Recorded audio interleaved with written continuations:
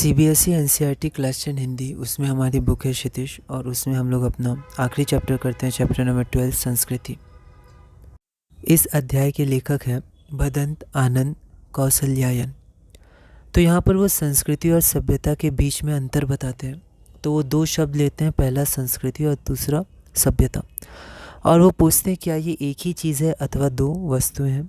उसके बारे में और बहुत सारी बातें करते हैं, समझाते हैं। तो यहाँ पर एनसीईआरटी रीडिंग बहुत इंपॉर्टेंट है और वो आगे उदाहरणों से समझाते हैं, जैसे आग के आविष्कार की शक्ति और आग का आविष्कार। ठीक है, तो एक जिसने आग का आविष्कार किया उसकी शक्ति, और उस शक्ति से उसने आग का आविष्कार किया। उसी तरह जिसने सुई धागे का आविष्कार किया तो उसके पास वो शक्ति थी, तो सुई धागे के आविष्कार की शक्ति, जिसके कारण सुई धागे का आविष्कार हुआ।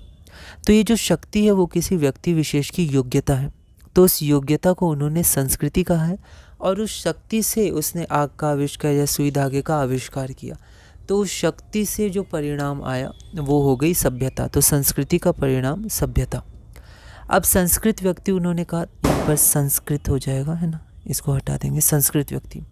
तो उन्होंने बोला संस्कृत व्यक्ति कौन होता है? संस्कृत व्यक्ति वह व्यक्ति होता है जो नई चीज़ की खोज करता है। फिर उन्होंने कहा कि उसकी संतानों को वह अपने पूर्वज से अनायास ही प्राप्त हो जाती है। तो जिस व्यक्ति ने नई चीज़ की खोज की वह संस्कृत व्यक्ति हो गया, लेकिन उसके जो संतानें होंगी, ठीक, उसके बाद जो आएंगी उनको वो जो खोज है वो पहले ही मिल जाएगी, अनायास रूप से मिल ही जाएगी।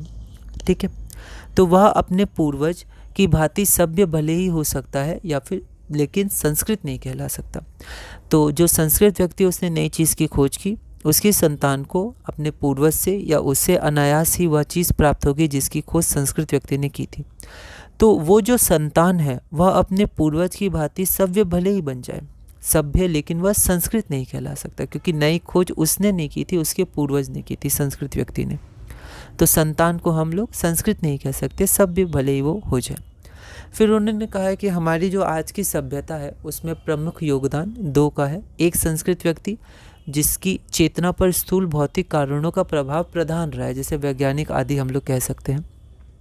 तो जिनकी चेतना पर स्थूल भौतिक कारणों का प्रभाव प्रधान रहा है उन्होंने भी हमारी सभ्यता में योगदान किया है, वो भी संस्कृत व्यक्ति हैं। और साथ ही संस्कृत व्यक्ति वो भी हैं जो मनीषी हैं, जिन्होंने तथ्य विशेष को किसी भौतिक प्रेरणा के वशीभूत होकर नहीं, बल्कि उसे अपने अंदर की सहज संस्कृति के कारण ही प्राप्त किया। अपना सब कुछ त्याग कर दिया अपने अंदर की सहज संस्कृति के कारण, किसी भौतिक प्रेरणा के वशीभूत नहीं होकर, जो मनीषी हैं। तो इन दोनों ने हमारी सभ्यता में बड़ा योगदान दिया है। इसके बाद वो और भी बातें कहती हैं और कहते हैं और भी चीज़ें समझाते हैं, और इसी तरह ये पार्ट पूरा होता है। तो आप इसको एक बार एनसीईआरटी रीडिंग ज़रूर करिएगा। तो इस अध्याय में हमने देखा संस्कृति के विषय में, सभ्यता के विषय में, बहुत ही शॉर्ट में, ब्रीफ में एक सारांश मैंने कोशिश की बताने की। आप रीडिंग ज़रूर करिएगा एनसीईआरटी की।